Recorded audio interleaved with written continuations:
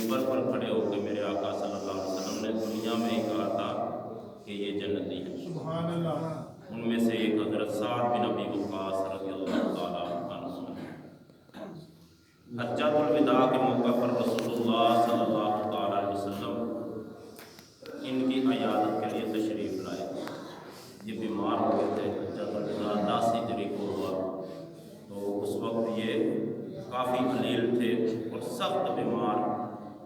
یہ کہتے ہیں میری عیادت کے لیے حضور تشریف لائے تو مجھے سخت درد تھا، تو میں نے عرض کی یا رسول اللہ صلی اللہ علیہ وسلم میری بیماری شدت اختیار کر چکی ہے، جیسا کہ آپ ملاحظہ فرما رہے ہیں.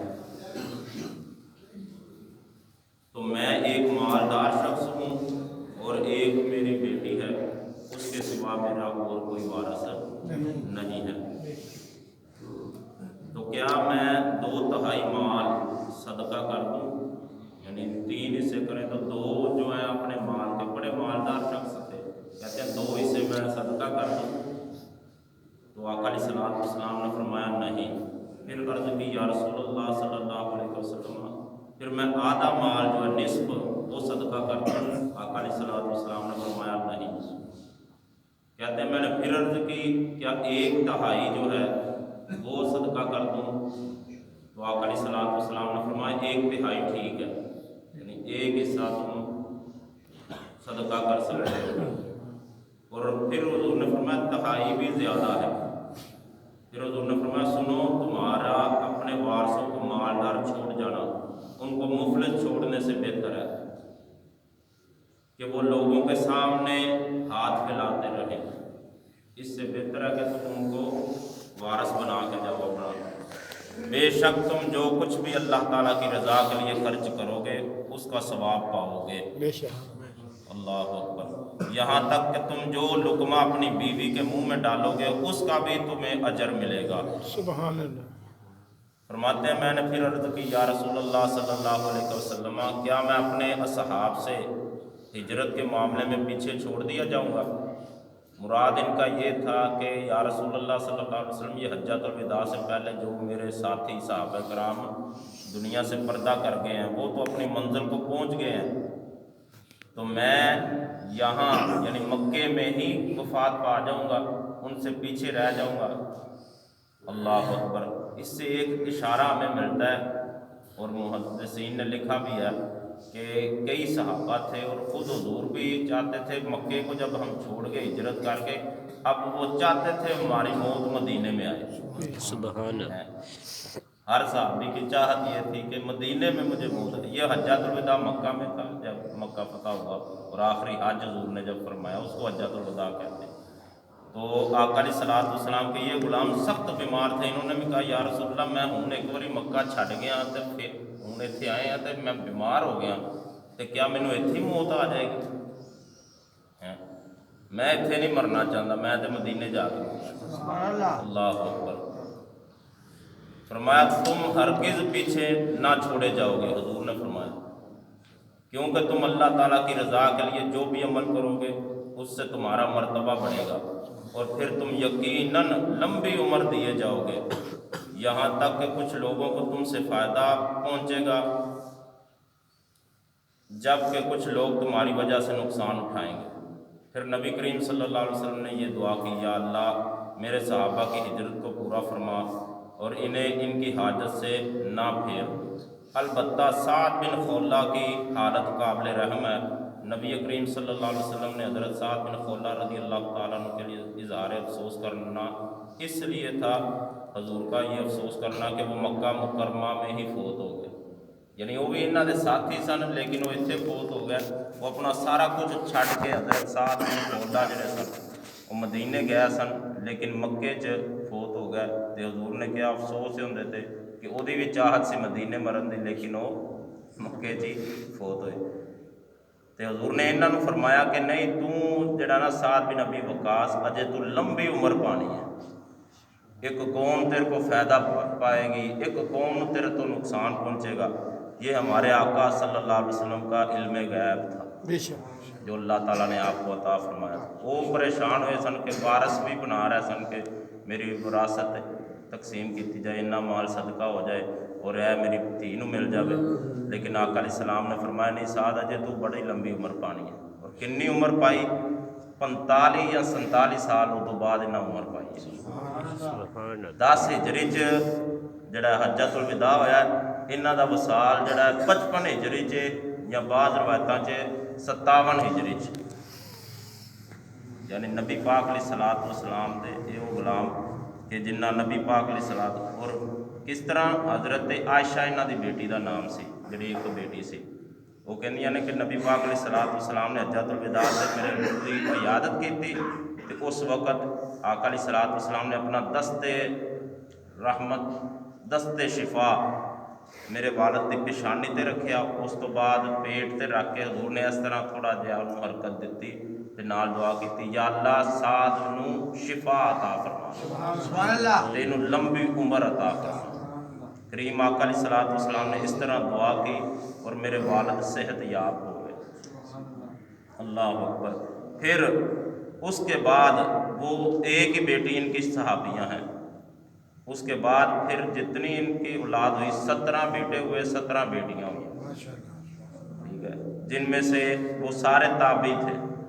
ایک بیٹی جس کا اور نام تھا عائشہ، اور وہ امام مالک جو وہ فقہ کے 4 اماموں میں بڑے امام ہیں ان کی استاد حضرت عائشہ جو تابعیاں تھیں.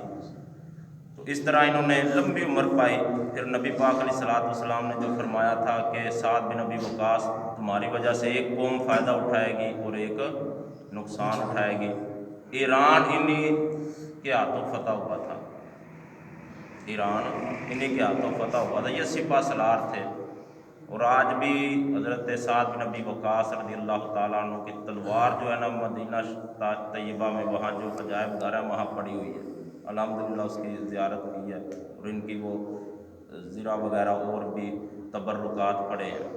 حضرت سعد بن ابی وقاص رضی اللہ تعالیٰ عنہ جو انہوں نے پھر کیسے فائدہ ہوا کہ ایران فتح ہوا تو مسلمانوں نے فائدہ پایا، بڑا مال غنیمت آیا، ٹھیک ہے، اور وہ جو کفار تھے ان کو ان کی وجہ سے نقصان پہنچا. اور ایک یہ بھی کہا جاتا ہے ان کی وجہ سے فائدہ، جب عراق کا ان کو والی بنایا گیا تو اس وقت کچھ لوگ تھے، ایک بہت بڑا گروپ جو مرتد ہو گیا تھا.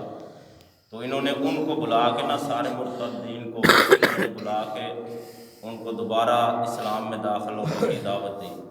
تو کافی لوگ ان کی بات مان کے مسلمان ہو گئے دوبارہ توبہ کر کے، اور کچھ اسی اپنے ہٹ درمی پر رہے اور ان کو مار دیا گیا، قتل کر دیا گیا.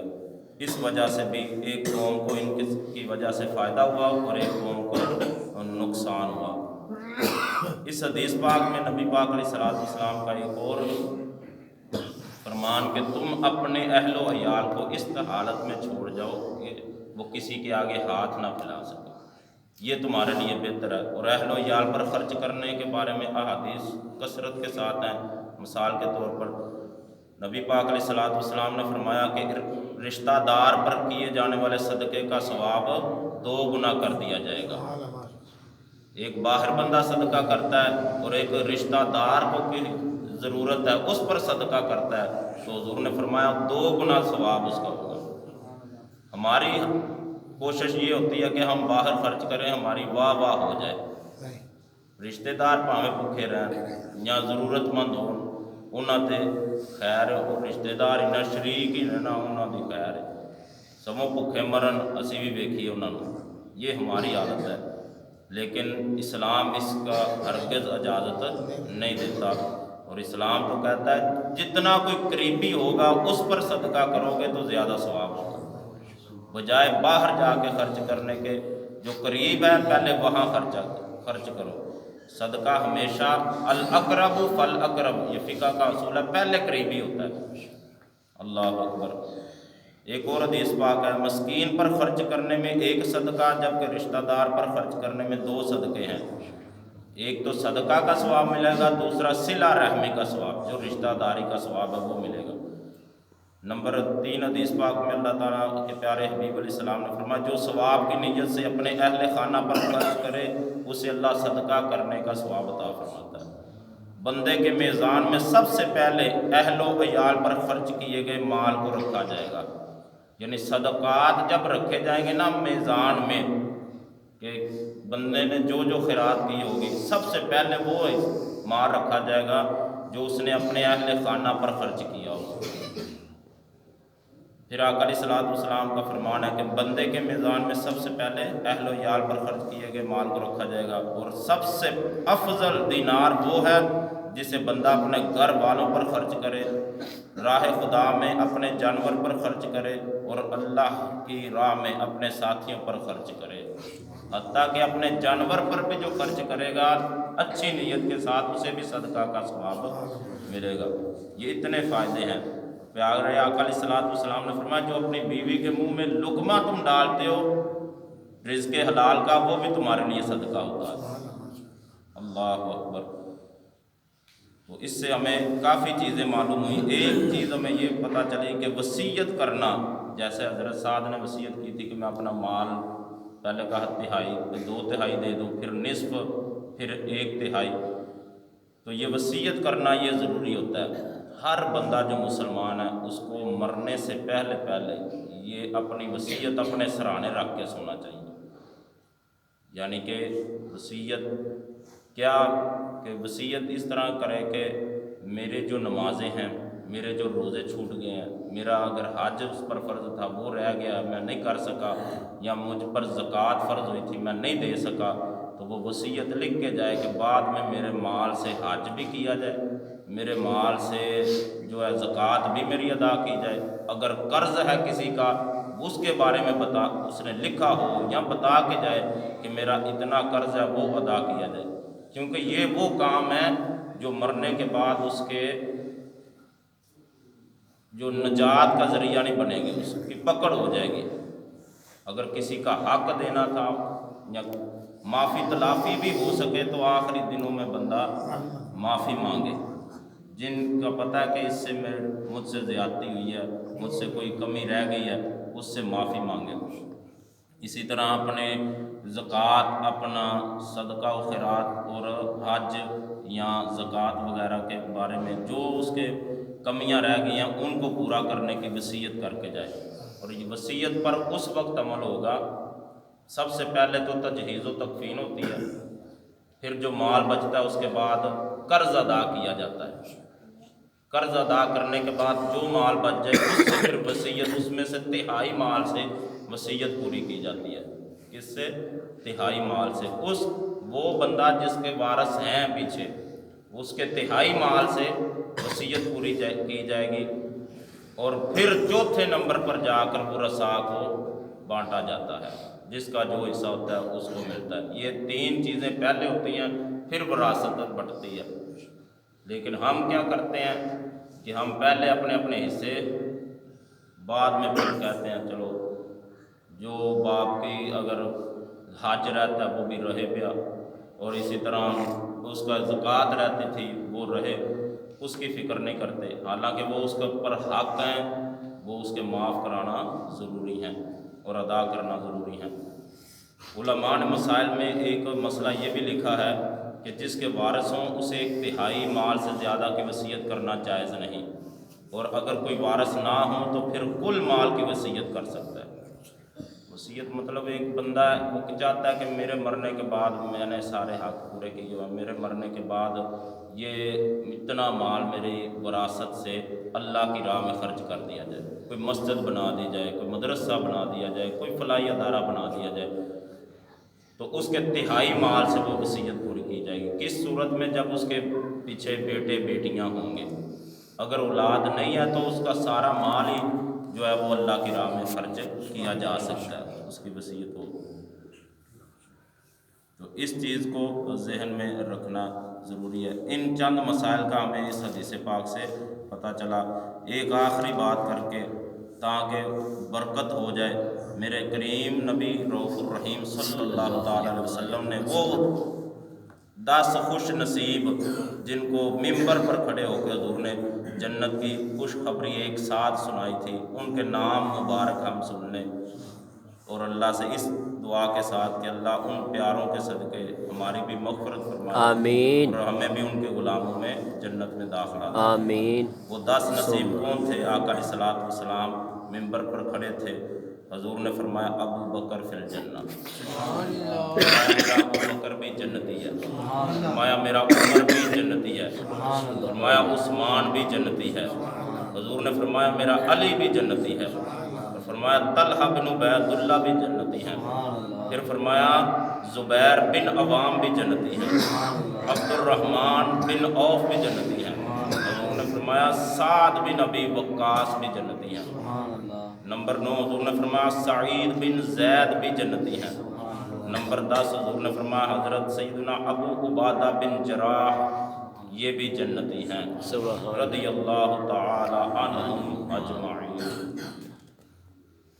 بسم اللہ الرحمن الرحیم، الحمدللہ رب العالمین والعاقبۃ للمتقین والصلاة والسلام علی سید الانبیاء والمرسلین، اللہم ربنا آتنا فی الدنیا حسنۃ وفی الآخرۃ حسنۃ وقنا عذاب النار۔